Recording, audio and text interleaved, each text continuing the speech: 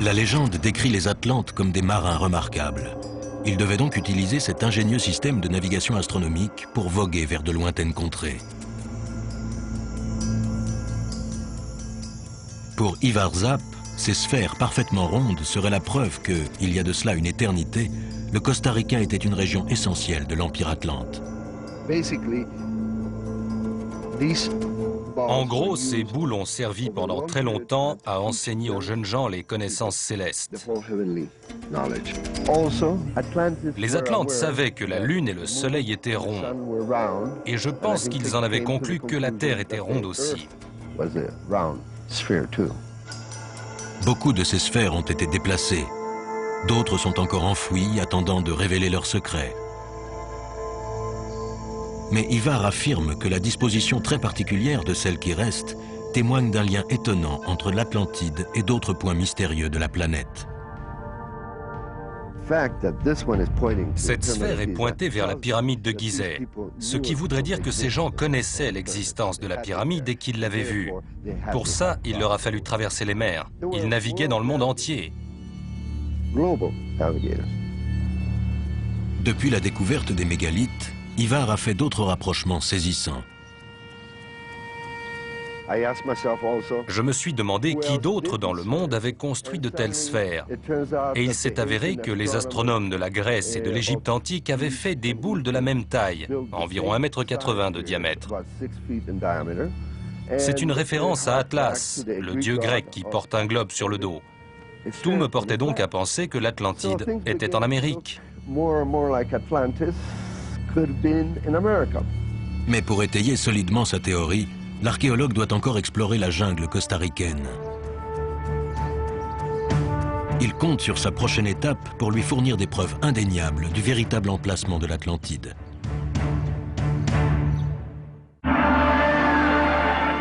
D'après la légende, l'Atlantide aurait été entièrement anéantie en l'espace d'un seul jour par des tremblements de terre et des déluges. Les Atlantes et tout ce qu'ils avaient conçu auraient alors sombré dans la mer. Pour Greg et Laura Little, chercher les vestiges du continent perdu sur la terre ferme est donc une perte de temps. Ils ont eux aussi suivi les indices de Platon à l'ouest, bien au-delà des fameuses colonnes d'Hercule ou détroit de Gibraltar. Mais à la différence d'Ivar Zapp, ils mènent leur enquête sous l'eau de la mer des Antilles. L'archéologie marine représente une partie de la recherche, car beaucoup d'anciennes civilisations seront retrouvées sous l'eau. S'il y avait des civilisations aux alentours de 10 000 avant Jésus-Christ, celles placées le long d'un littoral sont désormais immergées, car le niveau des océans est monté depuis la dernière période glaciaire. L'archéologie sous-marine elle-même n'a rien de nouveau. La technologie existe depuis un moment, mais on l'utilisait surtout pour chercher des trésors ou de l'or. Le fait de chercher des villes ou des structures submergées est très récent. La science a démontré que le niveau global des mers était beaucoup plus bas il y a 9000 ans. Pour les Little, les îles éparpillées dans les eaux peu profondes des Antilles forment en fait une seule masse terrestre, assez grande pour être le fabuleux royaume de l'Atlantide.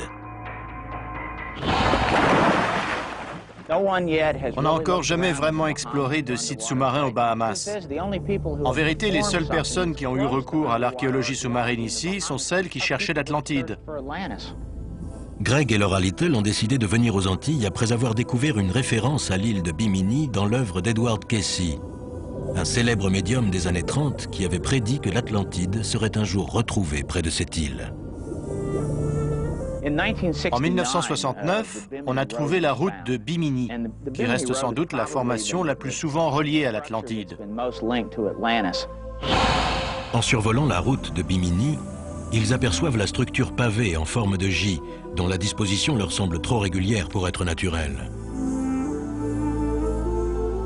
Mais lors de leur dernière visite à Bimini, ils ont appris une nouvelle extraordinaire.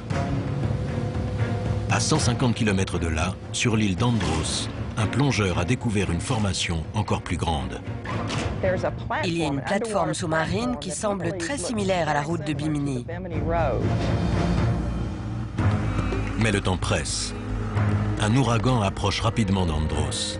S'ils attendent trop, le sable risque d'enterrer définitivement la plateforme. On espère qu'elle restera accessible assez longtemps. Greg et Laura doivent louer un avion privé pour parcourir les 150 km qui les séparent d'Andros et arriver là-bas le plus vite possible.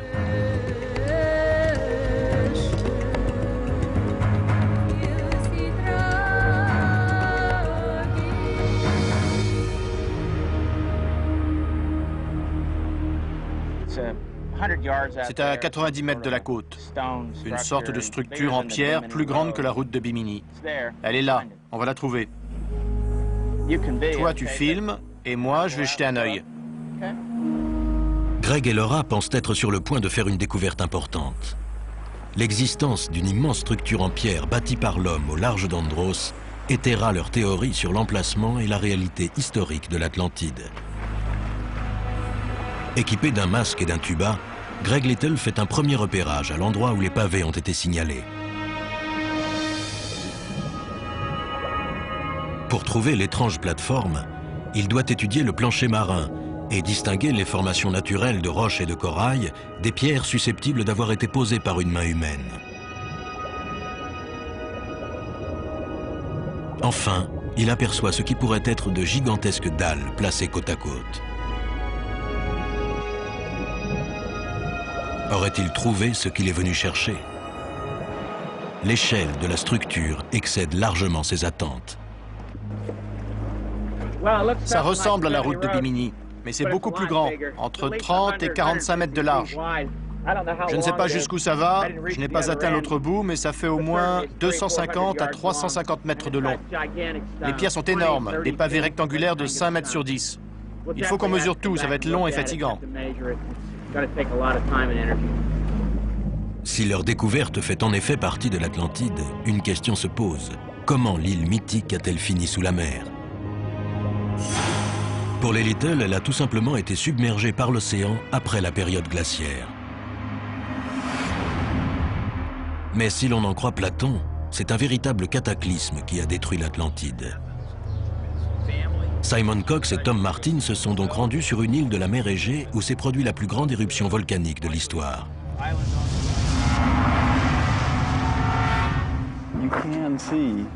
On peut voir les différentes couches des matériaux qui ont jailli du volcan.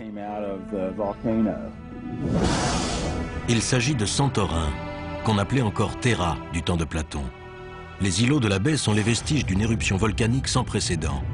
Une éruption telle qu'elle a provoqué des déluges et des séismes et obscurci les cieux jusqu'à l'autre bout du monde.